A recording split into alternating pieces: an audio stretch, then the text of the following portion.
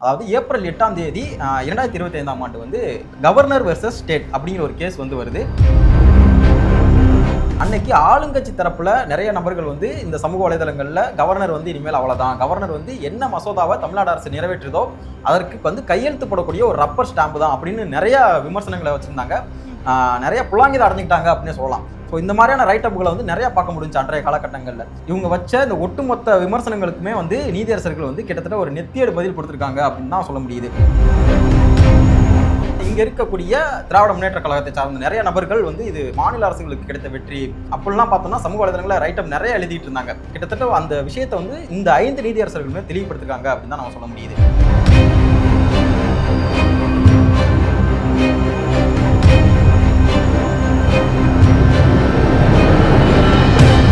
Trend set பண்றது, இந்த narrative அப்படிங்கிறதெல்லாம் வந்து கிட்டத்தட்ட உடைக்கப்பட்டிருக்கு இந்த தீர்ப்புகள் மூலமாக அப்படின்னா இதுல இருந்து நம்மளால புரிஞ்சுக்க முடியுது. எப்பவுமே பார்த்தோம் அப்படின்னா திமுகவுக்கு வந்து ஒரு வழக்கமான ஒரு துணி இருக்கு. என்னன்னா என்ன பண்ணுவாங்க பார்த்தோம்னா, ஏதாச்சும் ஒரு பிரச்சனை வருது அப்படின்னா ஒண்ணு ஹிந்தி எதிர்ப்பு கையில் எடுப்பாங்க, இல்ல ஆளுநர் எப்படி பண்றாரு, ஆளுநர் வந்து எங்களுடைய வரையறைக்குள்ள வராரு, எங்களுடைய அதிகாரத்துல வந்து அதிகாரத்தை பறிக்கிறாங்க, மாநில உரிமையை பறிக்கிறாங்க அப்படின்னா வந்து ஒரு உறுப்பு விட்டுவாங்க. இது எல்லாத்துக்குமான ஒட்டுமொத்த கேள்விகளுக்குமான பதிலாக தான் நம்மளால பார்க்க முடியுது இந்த ஒரு விஷயத்த.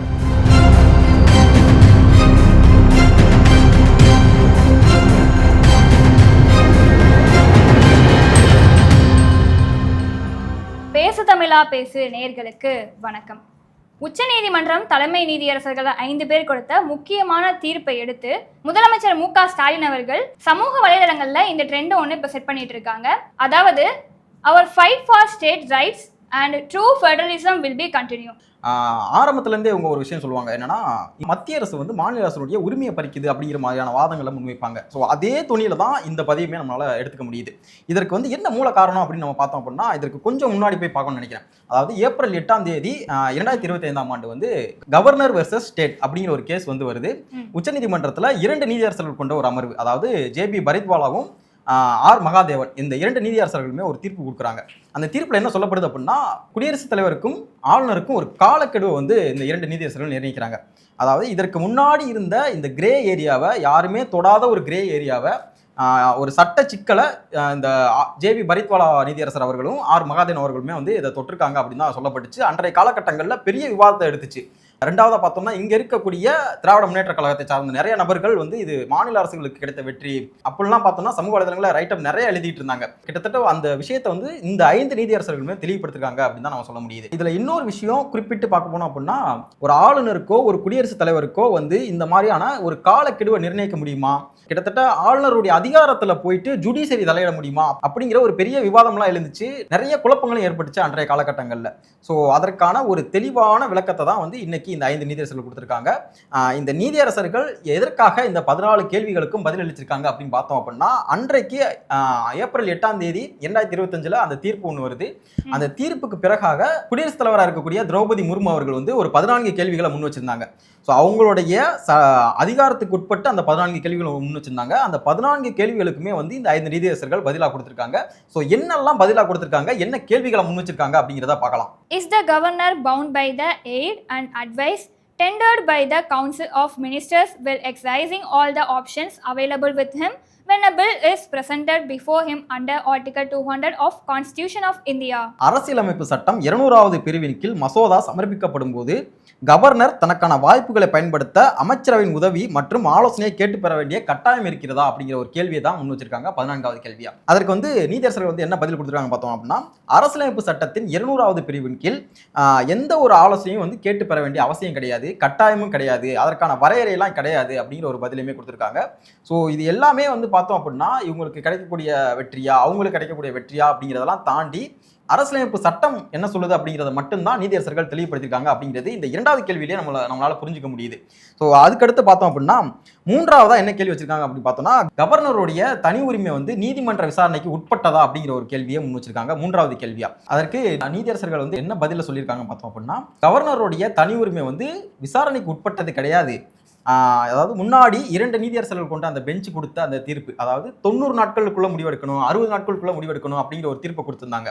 ஸோ அதற்கான பதிலாக தான் நான் இதை பார்க்குறேன். கவர்னருடைய தனி உரிமையில வந்து ஃபர்ஸ்ட் நாங்கள் விசாரணைக்கு உட்படுத்த முடியாது, இரண்டாவதா பார்த்தோம் அப்படின்னா அவருக்கு வந்து அந்த கால நிர்ணயத்தை அப்படிங்கிற ஒரு விஷயத்தை வந்து எங்களால் நிர்ணயிக்க முடியாது அப்படிங்கிறத இதிலேயே தெளிவுபடுத்திருக்காங்க. அதாவது ஒரு உத்தரவை மட்டும் தான் பிறப்பிக்க முடியும். அதாவது என்னன்னா கவர்னருக்கு வந்து ஒரு காலக்கெடுவை நிர்ணயிக்க முடியாது அப்படிங்கிற ஒரு விஷயத்தை இந்த 3வது கேள்வியிலேயே நல்ல விளக்கமாக தெளிவுபடுத்தியிருக்காங்க.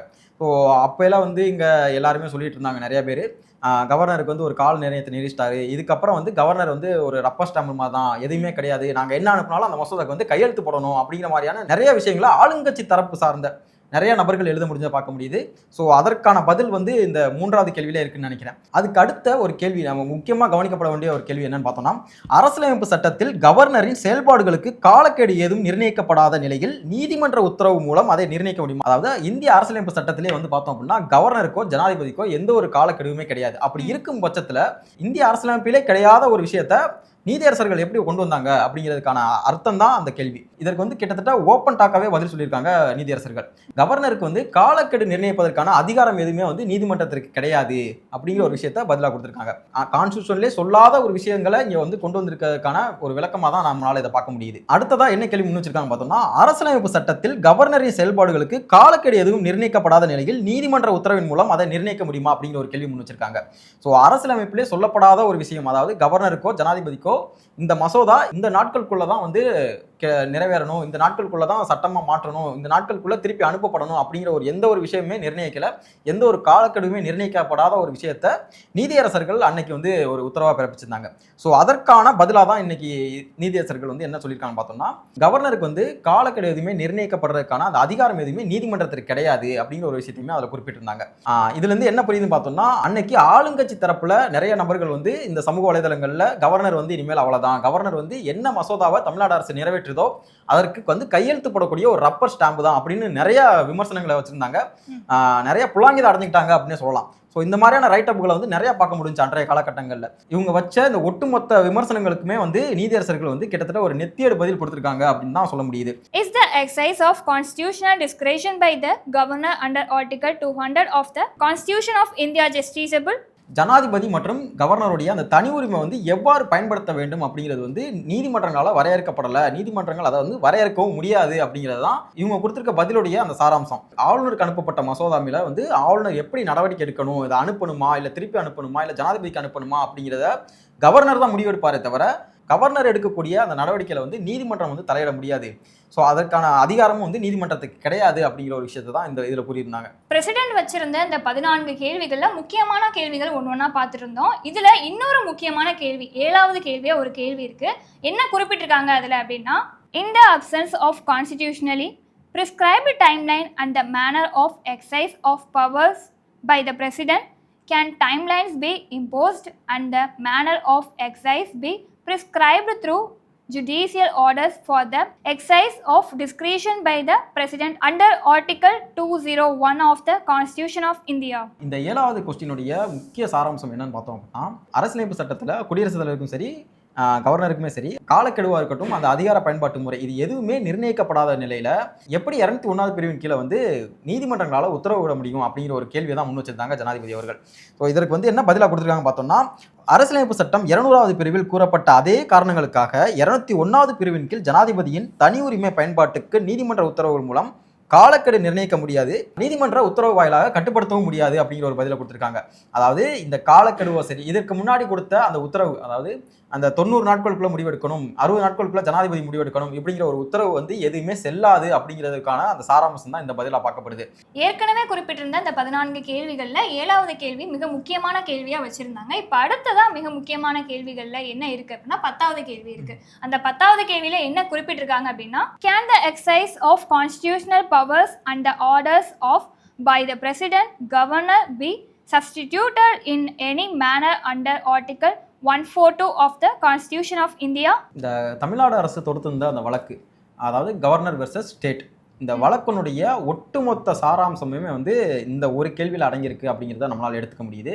என்ன பண்ணியிருந்தாங்க பார்த்தோம் அப்படின்னா, ஆர்டிக்கல் 142, அதாவது எங்களுடைய தனிப்பட்ட அதிகாரத்தை பயன்படுத்தி இந்த 10 மசோதாக்களும் வந்து நிறைவேற்றப்பட்டதாக, அதாவது ஒப்புதலுக்கு உட்பட்டதாக கருதி சட்டமாக மாற்றப்பட்டது அப்படிங்கிற ஒரு விஷயத்த சொல்லியிருந்தாங்க. இந்த கவர்னர் வெர்சஸ் ஸ்டேட் இந்த ஒட்டுமொத்த வழக்குக்குமே வந்து இந்த 10வது கேள்வியிலே வந்து பதில் இருக்கிறதா தான் நம்மளால பார்க்க முடியுது. அரசியலமைப்பு சட்டம் 142வது பிரிவின் கீழே வந்து ஒரு உத்தரவை பிறப்பிச்சுட்டு ஜனாதிபதிக்கோ கவர்னருக்கோ இருக்கக்கூடிய அந்த அதிகாரத்தை வந்து மாற்ற முடியுமா அப்படிங்கிற ஒரு கேள்வியுமே வந்து முன் வச்சிருக்காங்க திரௌபதி முர்மு அவர்கள். அதற்கு வந்து நீதியரசர்கள் வந்து என்ன பதில் சொல்லியிருக்காங்க பார்த்தோம்னா, எந்த வகையிலும் பிரசிடென்டோடையதையோ இல்ல கவர்னர் அவர்களுடையதையோ அந்த அதிகாரத்தை வந்து எந்த வகையிலும் மாற்ற முடியாது அப்படிங்கிற ஒரு விஷயத்தையுமே குறிப்பிட்டிருந்தாங்க.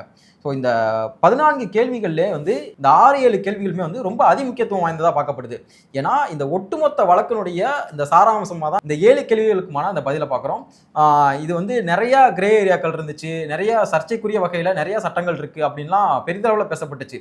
ஆனால் இந்த 5 நீதியரசர்களுமே வந்து கிட்டத்தட்ட ஒருமனதாக ஏகமனதாக வந்து இந்த தீர்ப்புகளை வெளியிட்டிருக்காங்க அப்படின்னு தான் பார்க்க முடியுது. மாநிலத்துடைய உரிமை பறிக்கப்படுது இப்படின்லாம் வந்து நிறைய அந்த ட்ரெண்ட் செட் பண்ணுறது, இந்த நெரேட்டிவ் அப்படிங்கிறதுலாம் வந்து கிட்டத்தட்ட உடைக்கப்பட்டிருக்கு இந்த தீர்ப்புகள் மூலமாக அப்படின்னா இதுல இருந்து நம்மளால புரிஞ்சுக்க முடியுது. எப்பவுமே பார்த்தோம் அப்படின்னா திமுகவுக்கு வந்து ஒரு வழக்கமான ஒரு துணி இருக்கு. என்னன்னா என்ன பண்ணுவாங்க பார்த்தோம்னா, ஏதாச்சும் ஒரு பிரச்சனை வருது அப்படின்னா ஒன்னு ஹிந்தி எதிர்ப்பு கையில் எடுப்பாங்க, இல்ல ஆளுநர் இப்படி பண்றாரு, ஆளுநர் வந்து எங்களுடைய வரையறைக்குள்ள வராரு, எங்களுடைய அதிகாரத்துல வந்து அதிகாரத்தை பறிக்கிறாங்க, மாநில உரிமையை பறிக்கிறாங்க அப்படின்னா வந்து ஒரு உருட்டுவாங்க. இது எல்லாத்துக்குமான ஒட்டுமொத்த கேள்விகளுக்குமான பதிலாக தான் நம்மளால பார்க்க முடியுது இந்த ஒரு விஷயத்த. இதை தாண்டி குறிப்பா என்ன விஷயம் பார்க்கப்படுது அப்படின்னா, இது வந்து மத்திய அரசு கிடைத்த வெற்றியா, ஆளுநருக்கு கிடைத்த வெற்றியா, இல்லை இங்கே இருக்கக்கூடிய ஸ்டேட்டுக்கு கிடைத்த வெற்றியா, இப்படி எல்லாத்தையும் பார்க்கறத தாண்டி கான்ஸ்டியூஷனல் இந்திய அரசியலமைப்பு சட்டம் என்ன கொடுத்துருக்கு, இந்திய அரசியலமைப்பு சட்டம் வந்து என்ன அவங்களுக்கான அதிகாரத்தை கொடுத்துருக்கு அப்படிங்கிறத மிக தெளிவாக மிக நீண்ட ஒரு விளக்கத்தை தான் 5 நீதியரசர்கள் கொடுத்துருக்காங்க. இந்த 5 நீதியரசர்கள் கொண்ட இந்த அமர்வு வந்து கொடுத்த இந்த தீர்ப்பு, இந்த விளக்கம் எல்லாமே வந்து பார்த்தோம் அப்படின்னா இதற்கு முந்தைய வழக்குகள், அதாவது கிட்டத்தட்ட 1976 போடப்பட்ட இந்த கவர்னர் வெர்சஸ் ஸ்டேட் அப்படிங்கிற எல்லா வழக்குகளுக்குமான ஒட்டுமொத்த பதிலாக தான் நம்ம பார்க்க முடியுது. ஸோ இதனுடைய நீட்சி அடுத்தடுத்து என்னவா இருக்க போகுது, அடுத்தடுத்த நகர்வுகள் என்னவா இருக்க போகுது அப்படிங்கிறத அடுத்தடுத்த பதிவுகளை பார்க்கலாம். உலக தமிழ் சொந்தங்களுக்கு வணக்கம். நான் ராஜவேல் நாகராஜன். பேசு தமிழா பேசு வலையொலியுடைய வளர்ச்சிக்கு நீங்களும் உறுதுணையாக இருக்கணும்னு நினச்சிங்கன்னா இந்த வீடியோடைய டிஸ்கிரிப்ஷனில் இருக்கக்கூடிய ரேசர் பே லிங்கை கிளிக் பண்ணுங்கள்.